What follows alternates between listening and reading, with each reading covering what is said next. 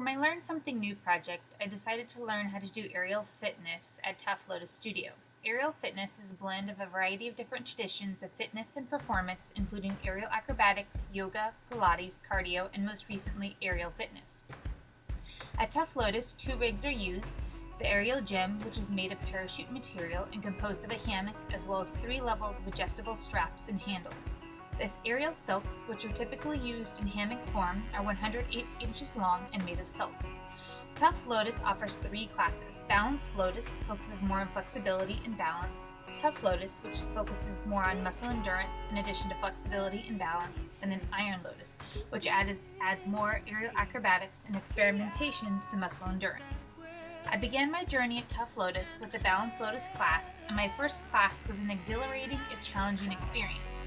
Every class begins in the aerial gym, working through a series of warm-up, stretching, and balance moves. By the middle of the class, we are in inversions, which is hanging upside down. The majority of the classes conclude with time in the aerial silks, which may be focused more on stretching and relaxation, choreographed core work, or more challenging acrobatic maneuvers. At first glance, aerial fitness seems to be a straightforward kinesthetic learning environment. However, there are a variety of learning theories and models which may be used to further analyze how learning aerial fitness occurs at Tough Lotus. In my first class, and even the next few after, as we moved through the lunge series on the aerial gym, I found myself giving a silent thanks to my previous yoga classes and TRX classes.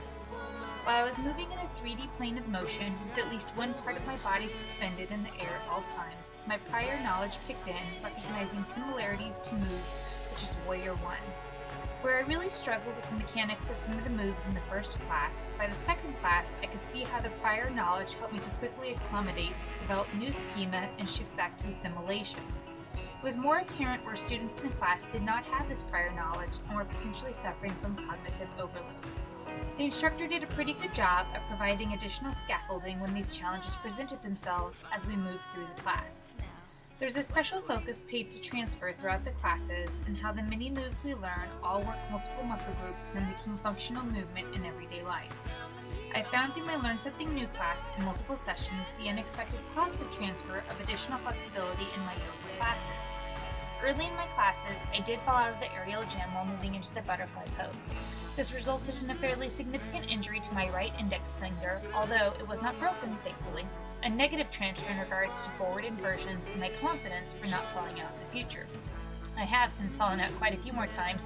I'm just a bit more graceful about it when I do. When we switch to the aerial silks, there's a significant scaffolded process for learning how to place your body and flip into them. This scaffolding and the goal for forward flipping changes in different classes and based on the general experience of the class, something which could be analyzed using situated activity theory. In a Balanced Lotus class with primarily beginners, the goal is to get everyone to flip forward. In a Tough Lotus class with primarily experienced students, the goal is to get everyone to flip over with almost no swing and the silks already in place for the choreographed Vampire series. Cappert's constructionism could be employed to analyze the portions of class where series are choreographed, often recorded, and an artifact is created. There is actually a 4-week specialty class that is focused on students learning a 25-minute choreographed series set to music that is then presented to their friends and family. In the Vampire series, students are working on flexibility, balance, and their core using the aerial silks. In more advanced silks, the series is completed in unison. While I've referred to more beginner and more advanced classes, the reality is that most classes tend to have a mixture of levels of students. There also tends to be a mixture of students in the classes in regards to their tenure taking class. There's only ever one instructor to a class and up to 16 students, so it is not uncommon for more experienced and tenured students to hop out of their rigs to assist fellow classmates. They are serving as journeymen. Tough Lotus is a community of practice that practices aerial fitness, and participants develop a very notable identity tied to their membership in the community. As they take more classes, their skills develop, and they begin to think of themselves as an aerial fitness practitioner at some level. Participants show up early for class and stay late to engage with each other and talk about their practice. They take pictures of their practice and share them with people outside of the community. There are shared meanings and symbols around the practice, from the rigs we use to the names of the moves to navigational cues when upside down. Looking to the cubbies means left. Participants are regularly being added. An intro class is even now required for all newcomers to encourage access beyond the edge of the periphery. As the community has grown, Marnie, the owner, has invited some of her journeymen closer to full participants by offering instructor training. My own participation at Tough Lotus, first sparked by the Learn Something New project, has morphed into a regular presence at the studio, and I completed the instructor training with 9 other journeymen in November of 2012. The instructor training was distinct from regular classes in its conditionalized knowledge in many moments for metacognitive skills and metacognitive thinking.